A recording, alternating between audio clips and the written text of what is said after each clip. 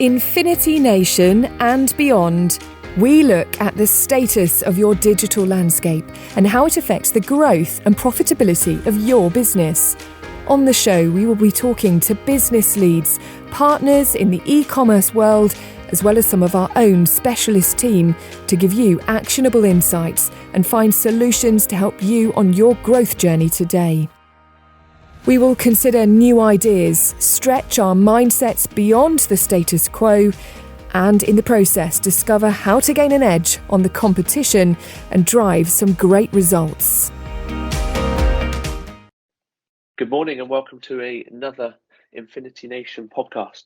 Today we have Rosie joining us from Nibble, and we are going to discuss the exciting topic of AI negotiation and why you need it.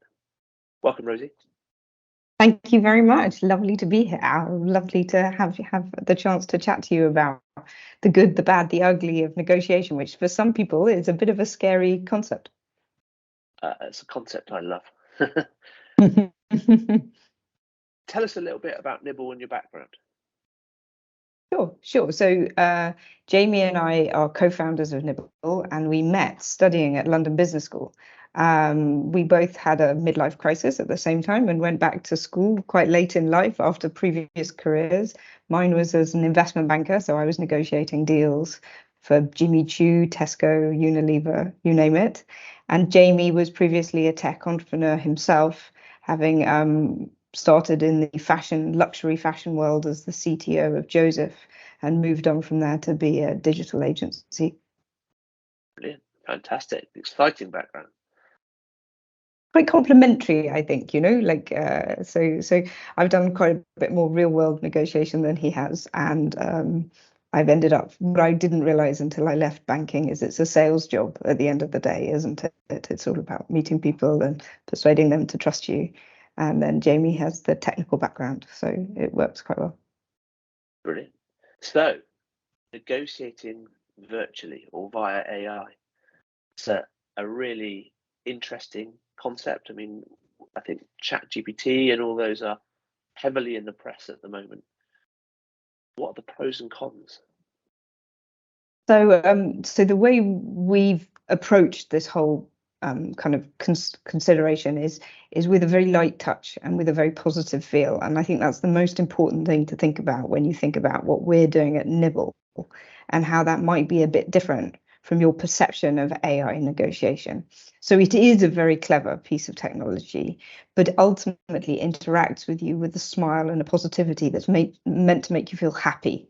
And actually, it's looking for that win-win outcome, looking for the retailer to be comfortable with the discount that they have provided to this customer, i.e. it's well within their limits, usually lower than a voucher code, but also that the customer feels heard and engaged with in a brand tone of voice on your website in a fun and positive way that they walk away going, I got a deal that was just for me.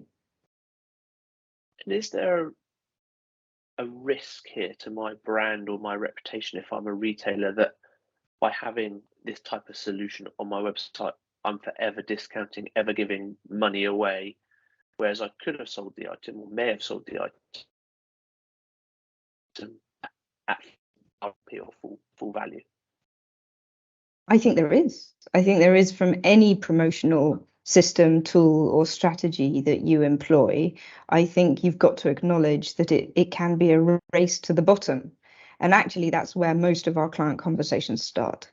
Most of our customers, most of our retailers are fed up with how they promote, feel like it is what they call a race to the bottom.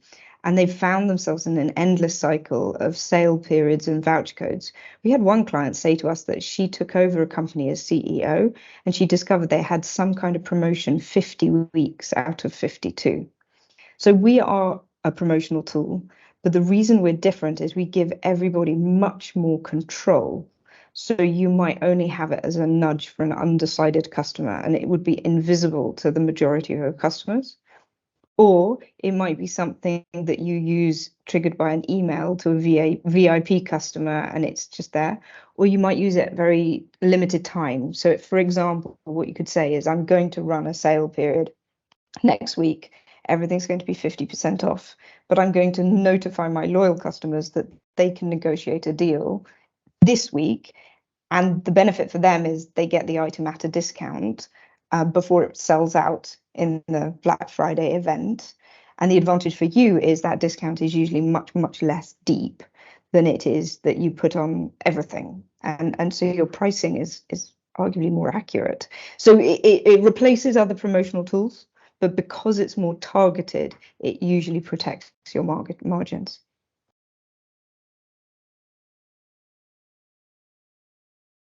And how does it? Because I'm with you. I think there's a lot of discounting that happens. There's a lot of, it's 10% here for email sign up or 15% for an email sign up, and those savvy people who know about Gmail email addresses know a way to just play that system and just get a discount every time, but it doesn't do the retailer any good because then they have a database full of irrelevant email addresses that are all the same person. So there's always discounting happening, and I suppose it's considered as part of the overarching cost of acquiring a customer potentially. Although I think there's more analysis that needs to be done on, are they genuinely recruiting new customers whilst giving these discounts? But I think the interesting thing in our discussions is exactly as you say, those that are on top of margin, inventory, can see slower lines, see faster lines. This empowers them to be more sniper, if you like, in terms of where they're giving discounts, what products they're giving discounts on, and potentially to the type of audience. Yes, I completely agree. I used to sit on the board of a holiday business actually, and I think in the travel sector, this kind of behavior is much more normalized. And there, they were selling holidays, and they brought their average discount down from 15% down to 7%.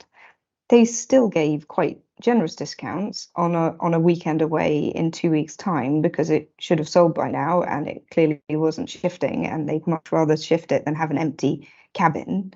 But it was much more sort of temporary. And I think your customer base get used to that. They know that there's sometimes a lucky deal and sometimes there isn't, right? And so they're not always searching for the standard voucher code that you always email out every 2 weeks. I think that's an interesting one as well, because as someone that loves a negotiation, what's the perception here in terms of someone coming to buy from my prestigious brand? Rarely do I discount. I went on, this chatbot popped up and said to me, "Hey, you thinking about buying this?" What, and starting this discount dialogue. Is there, or what's your view on sort of the customer's expectations of using that brand website and future sales? So we see different behavior on different brands. So for example, if your average order value is above $100, we see that a customer is 3 times more likely to say something along the lines of, "I've seen it cheaper elsewhere, I've price checked Amazon." And so that behavior is much more likely on a higher AOV item, and you need to tailor the response to that. And so from that point of view, you have a lot of scope to make that conversation on brand and to your needs. So the other thing is we deal with a lot of customers who are B Corps or sustainable in some way, shape or form, and that's a very important factor to their brand and to their customers. And we had one situation where a customer came on and said, "Hey, give me 50% off this item." And the response from the chatbot was, "Don't forget it's fair trade, which means we pay our farmers a fair wage. Could you think about that more carefully, because we can't afford to give those sorts of discounts?" And the customer said, "Fair point, what about 10% off?" So we completely moved their expectations and did the deal for a very modest discount. And I've just checked the numbers in advance of today. And in the last 7 days, our average discount across all of our 350 clients is less than 10%. So we really are about that nudge and that encouragement and a revisiting of brand values. So I think the perception is, oh, it's like haggling in a Turkish bazaar. And it can be if that fits your brand and you've got that fun and that interaction. But if your brand has these serious brand values about, let's say, fair trade or organic cotton, then we can reiterate those. And usually your customers come to your website because they care about it. And I think that's another interesting point. So how can you configure the tool, or how does the tool, is it configured to meet your tone of voice, your brand values, your aspirations? I mean, I think that stat there on average margin is immense. Whereas from an outside in point of view, I can often see people considering saying, well, this is going to have a detrimental impact on my margin. I'm going to be giving more margin away. But I think what you're saying there is actually, by having an interaction like you would in real life in a store, actually it's reducing the level of margin you're giving away, thus making more profit for them. And we've got two large clients, one in the furniture industry in the States and one in beauty here in the UK, who also have a US website. And both of them have been using Nibble since the beginning of the year. Both of them have seen an average Nibble discount number, so below 10%.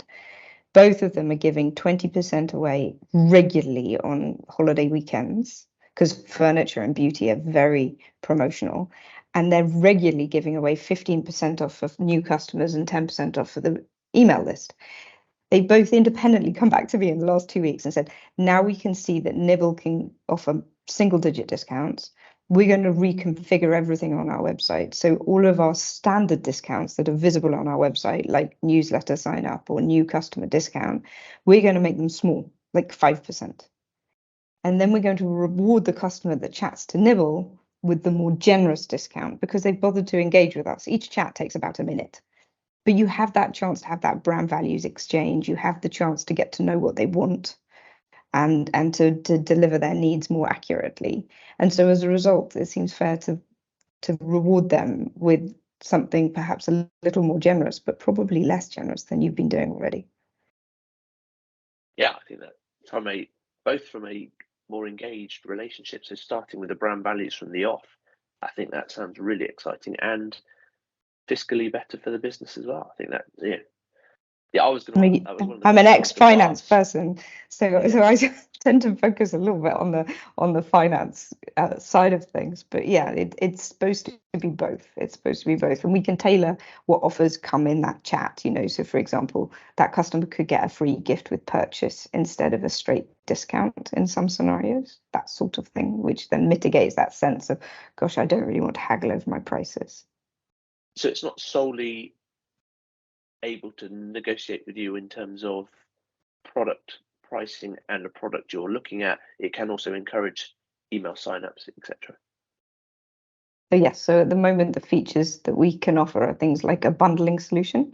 So you're welcome to negotiate on this item, but as long as you buy 3 things today, which we're finding is very good in beauty, wellness, and personal care, because the items are often lower in value. And then we can offer it only for signed in customers. So you VOP customers, you recognize them, you tag them, and you make Nibble only available to them. Or we can do things like add a free gift at the end, something like an extra watch strap if you're buying a watch, or a care item for your cleaning your jewelry or something like that. So you referenced a minute ago on these 2 larger brands that are literally topsy-turvy and that they're completely changing their strategy 180. So does Nibbler have this ability then to try and sort of, not pigeonholing, but tag or reference, this customer could go on to be like this because of that initial interaction? Within reason. So at the moment, our technology is very much at the point of purchase. Okay. But of course, we capture all the data around that point of purchase, and we would argue we're the only people talking to your customer and understanding what they want after they've browsed, but before they've purchased. At the time when, frankly, you've done everything right, you've spent your customer acquisition thing, you've got them on your website, and you just don't want to lose them, right? But if you marry that data that we can provide with, let's say, your email data that you probably have a provider like a Klaviyo, and you marry that data with maybe your customer service data that you might use a chatbot on your website, a Gorgeous or something like that, then you can present a very complete picture. And so we can integrate our data with their data and allow you to target it appropriately. Cool. I mean, I think that's hugely exciting, isn't it? In the world where we're trying to find, I suppose, we'll make online as close to in-person retailing as possible. This sounds like a great stride forward. Any other key points in terms of you mentioned why about we should be allowing AI to negotiate and why it's needed? Yeah. You mentioned about personalizing. I mean, I think that's where some of the technology that's available to us today allows us to personalize very rapidly to your tone of voice. So if you give us an About Us page that has a bit of text that explains your brand values, we can quite quickly convert Nibble to talk like you. So our beauty customer, Nibble goes, "Hey babe, let's get some more glow in your basket." It's a completely different tone to we're selling courses for junior investment bankers. Can you imagine? And it's completely different. It's like, let's negotiate a deal because this is going to get you a really good job. So it's a world apart. We do probably about a quarter of our clients are in resale, which I think is a very established area for negotiation, right? Like eBay's had a make an offer button for years, but the concept of a chat-based make an offer button is just so much more engaging and frankly better for conversion and margin. And what level of interaction at the moment would you say across your client set? How many people, well, A, how often do they have the tool on? And B, what sort of percentage of visitors are engaging with it?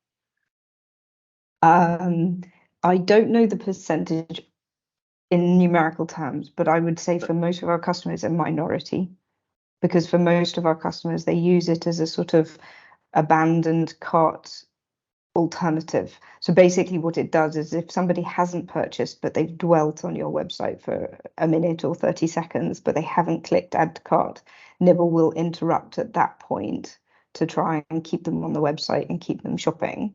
So the majority of our customers are therefore using it in these sort of nudge ways. And from that point of view, therefore, it goes to a minority of your customers, which, although, you know, in a funny kind of way, I'd obviously love Nibble to be everywhere. It's much more effective if it's that surprise, that benefit. So for most of our customers, it's a minority of people. So you'd be amazed how many people use Nibble and still experience the same volume as they would have done at full price sales. The only exception to that rule is in the pre-owned world and in some geographies where we see a huge affinity with negotiation. People use it as a permanent feature on their website. So in India, for example, I have websites where I do half the traffic. Wow. But in India, the places where I'm active for Nibble are places where if they had an in-person shop, they would be negotiating every single one of their purchases. So they're effectively using it instead of a human. Cool. And you mentioned a minute ago around Klaviyo. Does that allow you then to start when emailing customers? You can set a tone into those things, or is it just allow, I suppose, a next level of interaction or communication? I suppose so it's a bit of them both. To engage, but yeah, it needs them to engage. It's a bit of both. I mean, so for example, you could target Nibble towards your not recently engaged customers as a re-engagement tool, or you could try and learn something about your customers that then you put back again. You know, so one of my customers goes, "Can I get a discount on this bottle of gin, Nibble?" And Nibble goes, "Go on, tell me what you might want to offer this gin." And the customer goes, "It's a present from my mother-in-law, so you must be joking if I'm going to offer full price for it." Which of course I thought was like quite funny. And it really does happen. You know, people say this kind of thing, or "I need a discount or my wife will kill me, it's her birthday next week," you know. But of course, on a more serious note, you now know when that person's wife's birthday is. Yeah. And is that data captured into like against a customer record, or that's not possible?